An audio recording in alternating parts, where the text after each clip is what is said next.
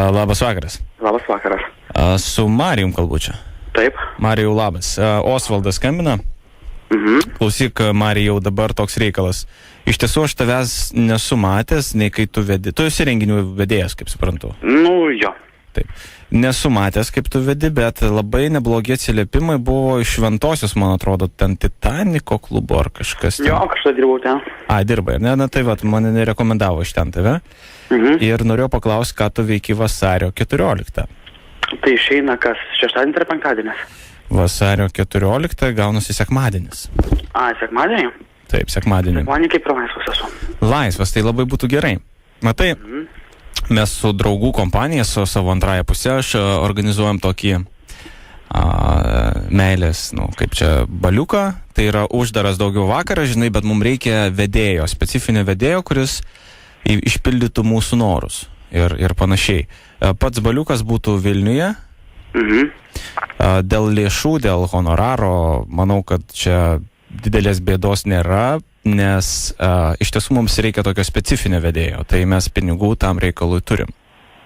Ta prasme, tai... O ta prasme, kas čia per vakarėlį konkrečių truputėlį? Tai apie tą vakarėlį, nes viską organizuoja, aš tiesiog daugiau gal esu, žinai, toks mokantis pinigus, arba tiesiog, gėrimai iš mano pusės vedėjas, ten, žinai, bet ką jam reiks daryti, tai pakalbės Ruslanas su tavim ir jisai papasakos, kaip jis įsivaizduoja ir ko būtent reikia. Sakau, dėl pinigų, tiesiog sakyk savo honorarą ir viskas. Kaip tau atrodys, gerai? Vienu žodžiu, aš pradžių žinot, kaip yra, Osvaldai. Norėčiau sužinoti plačiau apie patį vakarėlį. Iš principo aš tą darbą apsiimu, bet kai sužinosiu truputėlį plačiau vakarėlio tematiką, tada pakalbėsime apie honorarą, gerai? Na tai tada Ruslaną aš tau perduotu. Ruslaniuk, ateik čia. Ir pakalbėk ir pasakysi tą kainą, gerai? Aš būsiu netoli. Tvarka. Ruslanai, su Marijum, renginio vedėjas. Ko tau reikia? Atsimeni, ką sakei? Stradėjo, ne? Pasakyk. Kalbėk, aš būsiu šalia. Koks tavo vardas? Marijus. Alio, labas Marijau. Taip, klausau. Kaip laikaisi? Puikiai. Viskas gerai, ar ne? Džiugu. Marijau, sakyk, kokius esi renginius jau vedęs prieš tai? O, žinokit, turėjau renginių tikrai ne vieną. Nemažai, ar ne? O kokiuose miestuose, kokiem žmonėm? Įvairiem. Tai tu toksai liberalus berniukas esi, ar ne? Žiūrint, apie ką mes kalbam. Na, turiu omeny, kad tu...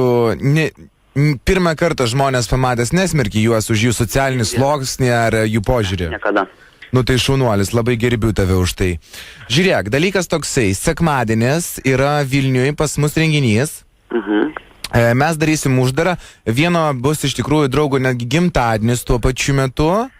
Ir mums, žinai, mes iš esmės turim savo lengvą tokį scenarijų, kadangi buvo jau paduotos užduotis draugam, artimiem draugam, žinai, kad jie parengtų savo mažose grupelėse, nes bus pas mane dar atvažiuos iš Kijevo, tokie draugai, ar ne, ir iš Rygos. Ir tokios lengvos užduotėlės bus tokie maži spektakliukai, vaidinimai tokie, žinai.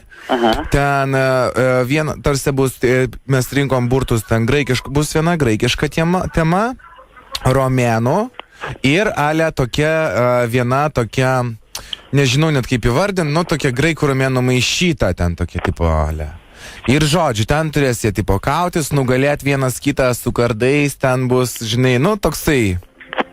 Su vaidinimais, žodžiu.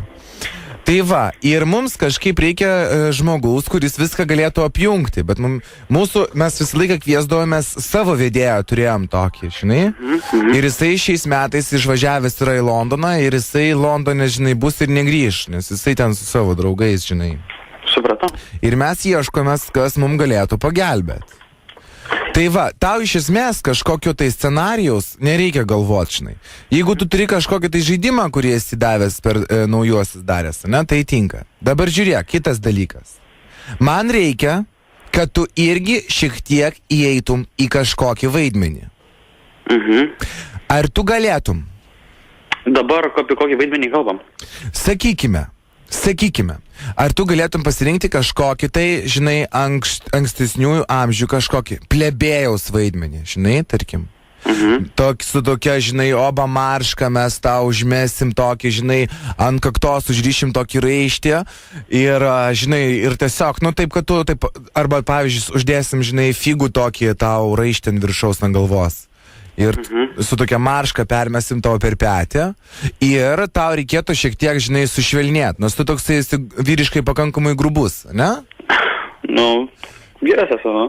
Nu, aš tikiu, kad tu vyras, natūralas vyras, ašgi čia tavęs nebandau pakreipti kažkokią tai kryptį. Bet man reikia švelnumo, supranti? Čia nėra kliūmanda susirinks. Klausau toliau. Tai va. Ir ar tu galėtum ant plua tokį? Švelnesnį kažką. Jo, galima. Apie tai sakykim, tu galėt.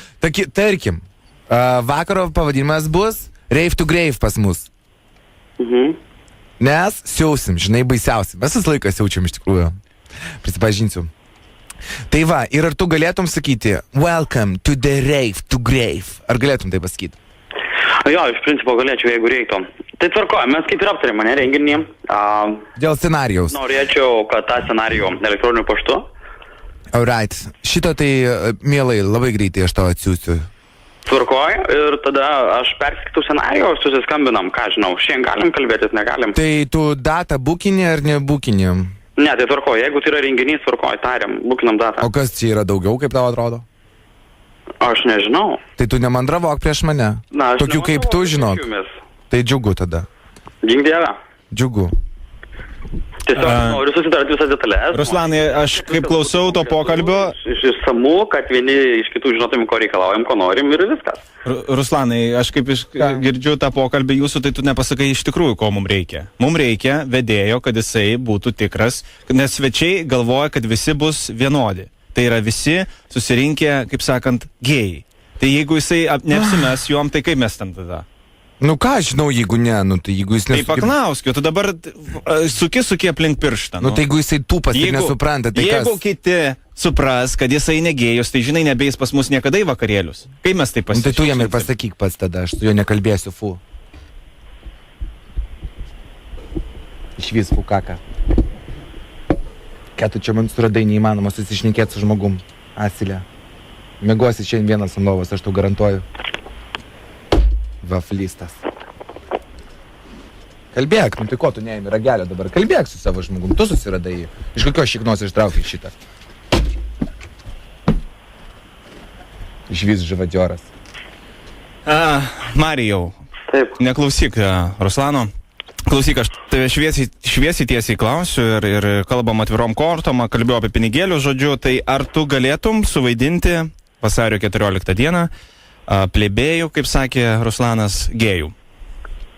Hebra, dabar toks klausimas paprastas iš tikrųjų, ne? Nu vėlgi čia taip gavosi. Tai nėra joks prikolas? Kur?